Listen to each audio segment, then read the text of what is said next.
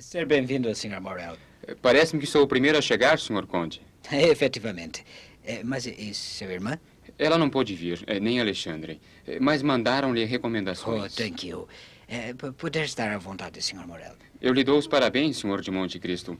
Esta casa é magnífica. Mas e os seus criados? Tratarão bem dos meus cavalos? Ficar descansado.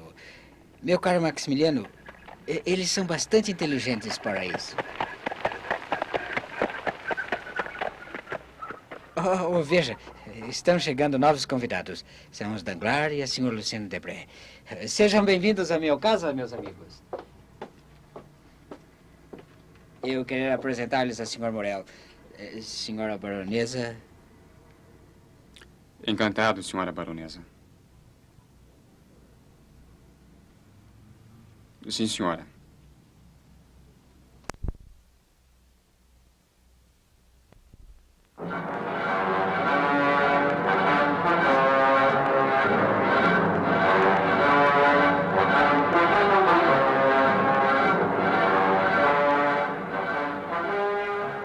Bem, Valentina, o que foi que aconteceu?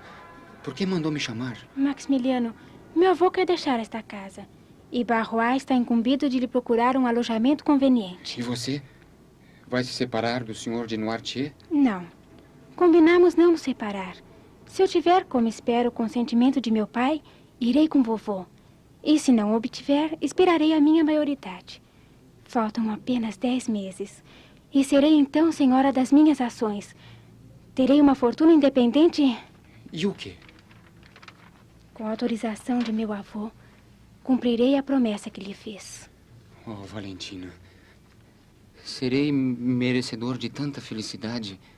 Bem adivinhava meu coração que eu teria hoje uma grande alegria.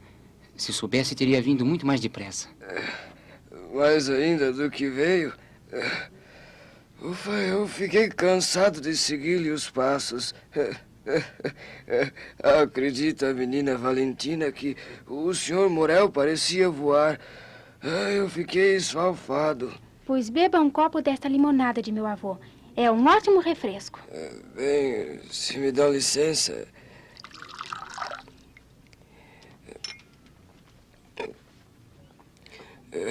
Ótimo. Agora eu estou mais reconfortado. Com licença, eu preciso levar esta bandeja lá para dentro. Ué, quem terá chegado? Com certeza é o Dr. Avrigny, porque é dia de sua visita. Eu vou atendê-lo. Vovô, acha melhor Maximiliano sair? Sim? Ele poderá voltar mais tarde? Não? Menina, Valentina, está aí o doutor. Ajudem-me. Socorro! Valentina, ele vai cair. O que foi, Barrois? Está se sentindo mal? Meu Deus, que terei eu? Eu não posso mais. 1000 espinhos de ferro atravessam a minha cabeça. Por caridade, não me toquem.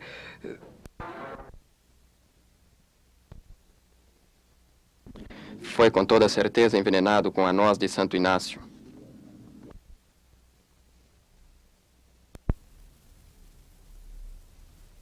O Conde de Monte Cristo, 36º capítulo. E passamos a apresentar...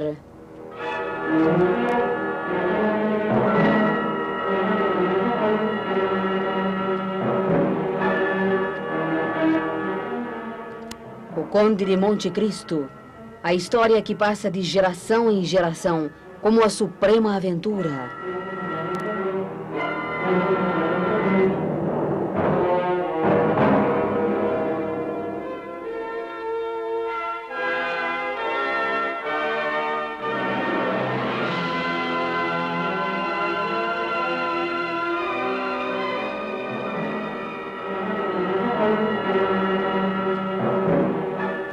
O Conde de Monte Cristo, um romance que você talvez já conheça, mas que não deverá deixar de ouvir na primorosa adaptação de Silvia Ivone, especialmente feita para os ouvintes deste horário e desta emissora.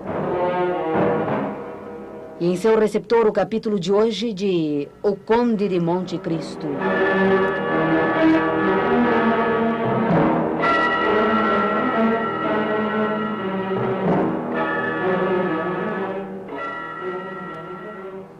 Estava Villefort disposto a dar sua filha Valentina em casamento ao senhor Franz d'Épinay. Para isso, pediu o comparecimento do Marquês de Saint-Méran, seu sogro, para a assinatura do contrato. Contudo, recebeu a notícia de que o Marquês havia sucumbido a uma apoplexia e logo em seguida hospedava a Marquesa, que solicitou o apressamento do enlace, pois estava certa de que ia morrer logo. Valentina, desesperada, foi ter com Maximiliano e contou-lhe tudo. O rapaz convidou-a a fugir com ele, pois era essa a única solução que lhes restava. Valentina, porém, pediu-lhe que tivesse paciência e que esperasse, porque nem tudo estava perdido, contando ela com o apoio de Noirtier, o avô paralítico. 3 dias depois, quando se encaminhava para a casa do senhor Deschamps, o tabelião, recebeu Maximiliano pelo correio um bilhete de Valentina. Maximiliano. Lágrimas, súplicas e preces nada puderam conseguir. Hoje, às 9 horas da noite, será assinado o contrato de casamento. Acredito que vovô ainda ignore tudo. Mas eu só tenho uma palavra, querido. Esta noite, às 8h30, estarei no jardim. Sua Valentina.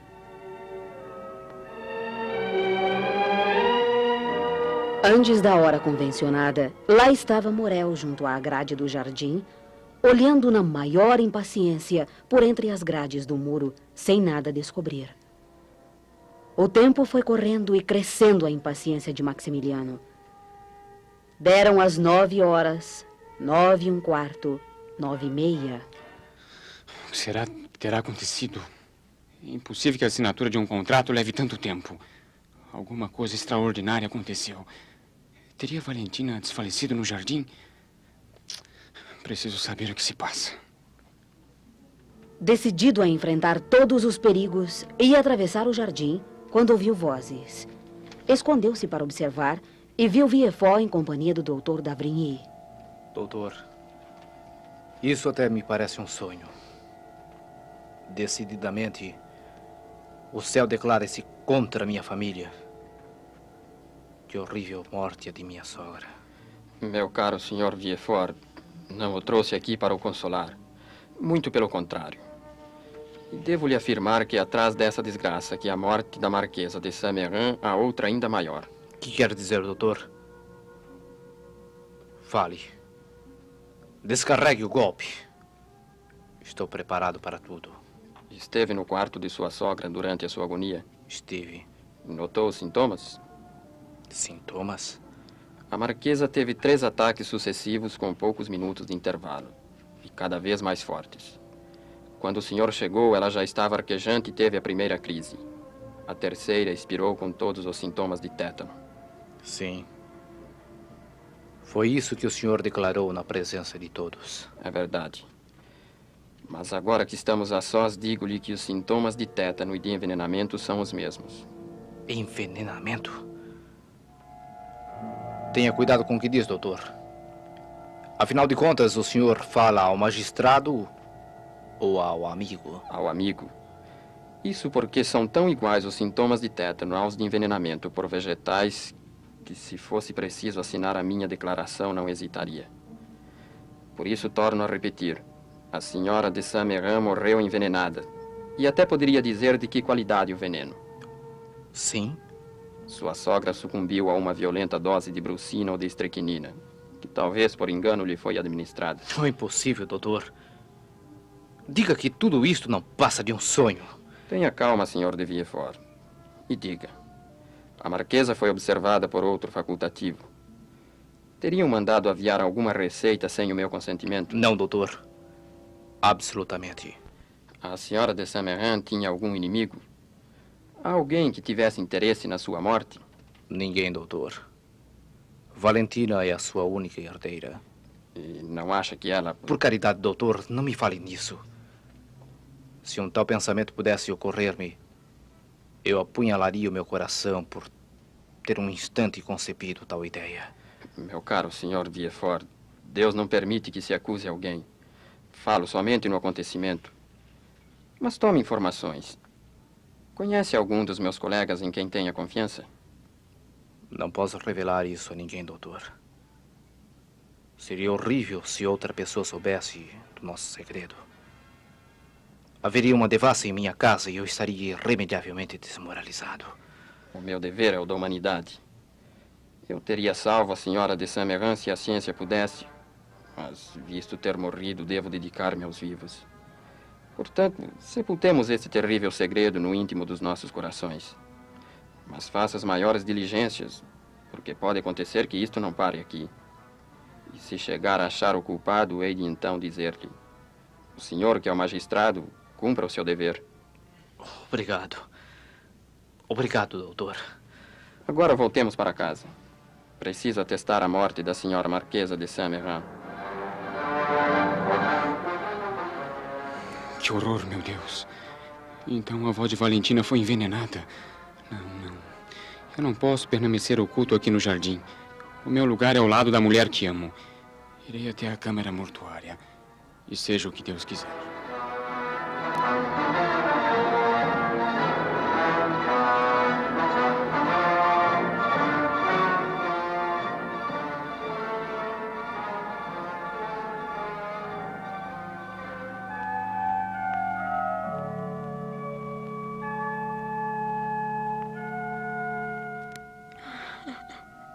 Valentina. Valentina, meu bem. Oh, é você, Maximiliano. Como veio aqui? Eu estive esperando por você, Valentina. Depois, vendo que não ia, a minha inquietude obrigou-me a saltar o muro e a penetrar no jardim, onde ouvi umas vozes que falavam no fatal acidente. Fez mal, Maximiliano. A sua vinda aqui deita-nos a perder. Perdoe-me. Eu vou me retirar. Agora é tarde. Meu pai já saiu do seu gabinete. Não importa. Eu saberei me esconder. Mas você não poderá sair nem pela porta do jardim, nem pela da rua. Só poderá sair pelo quarto de meu avô. Venha comigo. Cuidado, Valentina. Isso parece-me tão arriscado como o gesto desesperado que tive vindo aqui. Venha, por favor. Apenas lamento deixar só o corpo de minha avó, que me encarreguei de velar.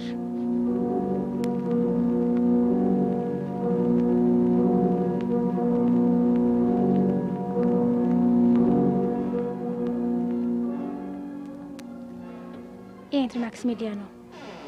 Vou apresentá-lo ao senhor de Noirtier. Está bem, querida. Faça o que julgar mais acertado.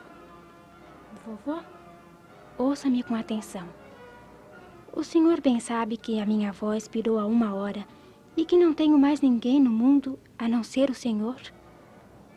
Pois bem, assim sendo, somente ao senhor é que devo confiar os meus desgostos e as minhas esperanças, não é verdade? Ótimo. O senhor está compreendendo. Agora olhe bem para este homem. O nome dele é Maximiliano Morel. É filho daquele honrado negociante de Marselha, de quem, sem dúvida, ouviu falar. Maximiliano está em caminho de se fazer glorioso, vovô, porque está com apenas 30 anos e já é capitão de Sparres e oficial da Legião de Honra. Ah, o senhor sabe? Pois muito bem, vovô. Eu amo Maximiliano e só serei dele. Se me obrigarem a desposar outro homem, deixar-me-ei morrer ou mato-me. Você está vendo, Maximiliano? O vovô gosta de você. Será? Estou certa. Ele está aterrorizado com o que eu falei. Ele gosta de você. Sim, Valentina, eu sei. Mas você tem um sagrado dever a cumprir na câmara mortuária da senhora de Saint-Méran.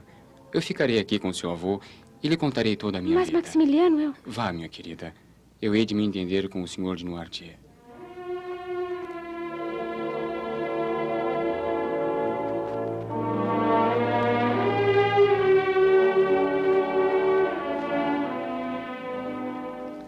Estamos levando ao seu receptor o Conde de Monte Cristo, sensacional novela de aventuras, especialmente adaptada por Silvia Ivone para os ouvintes que gostam de emoções violentas.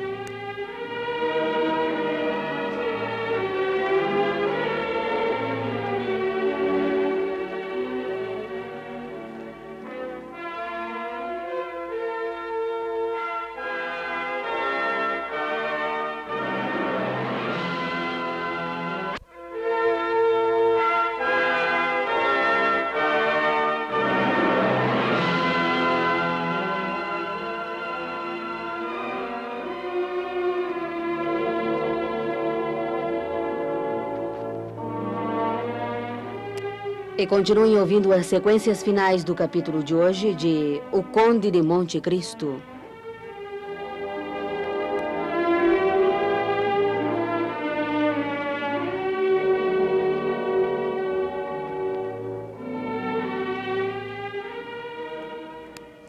Bem, senhor de Noirtier, visto que nos entendemos, espero que tudo dê certo e que Valentina não seja obrigada a desposar Franz. Agora permita que seu neto lhe dê um beijo na mão.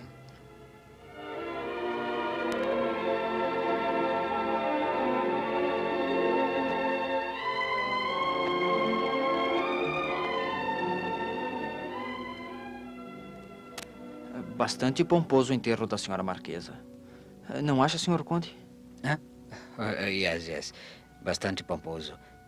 A fina flor da sociedade parisiense está presente. O que lhe parece a morte da senhora de Saint-Méran? Eu a julgava tão forte, tão bem disposta. Eu vi a Marquesa o ano passado em Marselha, quando eu voltava do Algéria. Pareceu-me poder chegar aos 100 anos graças à sua perfeita saúde, ao seu espírito e à sua prodigiosa atividade. Que idade teria ela? 60 anos. Mas não foi a idade que a matou. Foi o desgosto que teve pela morte do marido. Dizem que desde então nunca mais ficara em perfeito juízo. Mas de que se sucumbiu ela? De uma congestão cerebral ou apoplexia fulminante. Não vem ser a mesma coisa? Apoplexia. Custa-me crer. A senhora de Saint-Méran era de constituição mais nervosa do que sanguínea. E são raras as apoplexias produzidas pelo desgosto em pessoas dessa natureza. Em todo caso, senhor Conde, qualquer que seja o médico que a matou, ficou Valentina. E, por consequência, o nosso amigo Franz entrará na posse de uma bela herança, que há de andar por 80.000 libras de renda, segundo creio. Herança que será aumentada outro tanto quando morrer a velho jacobino Noirtier. Esse é um avô bem teimoso. Creio mesmo que apostou com a morte de que havia de enterrar todos os seus herdeiros. E estou certo de que há de ganhar. Pobre senhor Noirtier. Pobre. Pois sim. Ele, apesar de paralítico, é bastante lúcido. E os seus olhos expressam o que vai na sua alma. Não sei como é que Franz há de se arranjar com esse avô, que não pode prescindir da companhia de Valentina. Oh, coitadinha. Mas onde estará Franz? Na primeira carruagem do cortejo fúnebre com o senhor de Villefort, que já o considera como pessoa da família. Isso é melhor para ele. Bem, parece-me que chegamos ao cemitério. Os restos da senhora de Saint-Méran ficarão no jazigo da família Villefort? Sim, senhor Conde.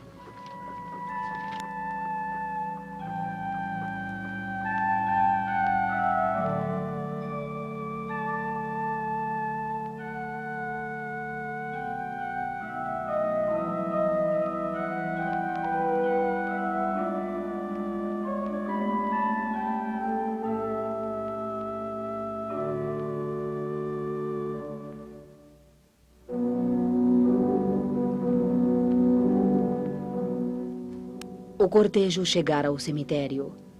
Os acompanhantes desceram das carruagens, dirigindo-se ao jazigo da família de Villefort. Terminado o sepultamento, Monte Cristo viu-se frente a frente com Maximiliano Morel e Alberto de Morcerf. A senhora aqui? Conhecer a senhora de Villefort? Senhor Conde, as minhas relações eram somente com a Marquesa de Saint-Méran, que acompanhamos a última morada. Bem, o lugar não está próprio para apresentações. Mas nós não somos supersticiosos. Senhor Morel, permita-lhe que lhe apresente o senhor Franz d'Épinay. Meu querido Franz, o senhor Maximiliano Morel é um bom amigo meu. Amigo seu? Muito bem. Tenho muito prazer em conhecê-lo, senhor d'Épinay. Valentina está muito triste, Maximiliano. Sim, senhor de Monte Cristo.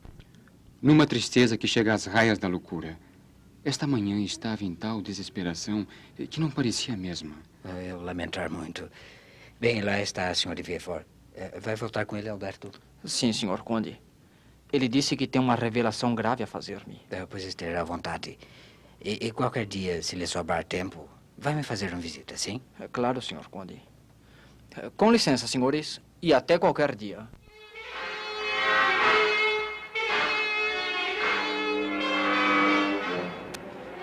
Bem, senhor de Villefort, qual a comunicação grave que tinha a fazer-me? Não acha este momento inoportuno? Pelo contrário, Sr. de Morcerf. Devo lembrar que esse momento não é talvez mal escolhido, como parece à primeira vista, porque a obediência aos mortos é a primeira oferta que se deve depor sobre o sarcófago. Devo, pois, lembrar-lhe o voto que Franz anteontem exprimiu à senhora de Saint-Méran no seu leito de morte, de que o casamento de Valentina se fizesse sem demora. Mas, Sr. de Villefort, talvez este momento não seja adequado para sua filha tratar do casamento. Concordo com o seu ponto de vista. Valentina poderá ir para a sua nova propriedade em Saint-Méran e, passados 8 dias, poderá realizar seu consórcio. Quanto ao contrato, podemos assiná-lo hoje mesmo com o Sr. de Epinay. Como achar melhor, Sr. de Villefort. Mas eu e Raul de Chateau Renaud estaremos presentes à leitura do contrato, pois seremos testemunhas. Pois não? Inteiramente de acordo. Obrigado, senhor. Agora peço licença para ir buscá-los eu mesmo. Aguardarei o seu regresso e providenciarei a vinda do tabelião. Perfeitamente. Em meia hora estarei de volta.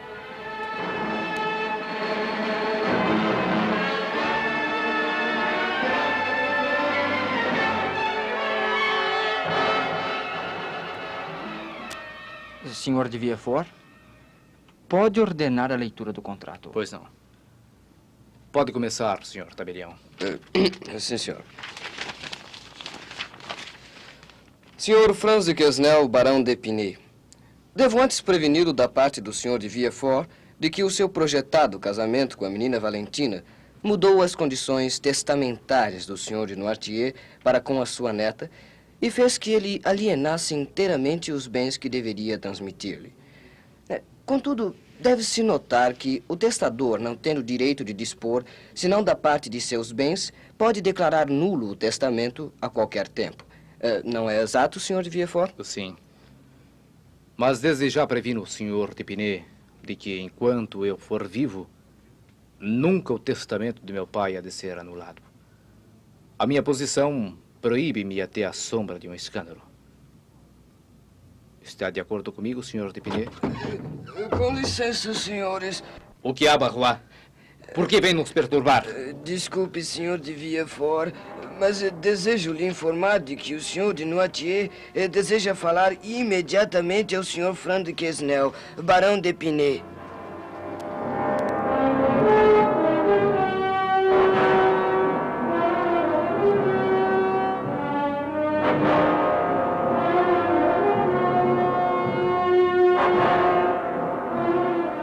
E assim chegamos ao final do capítulo de hoje de O Conde de Monte Cristo, novela de Silvia Ivone, baseada no romance de Alexandre Dumas.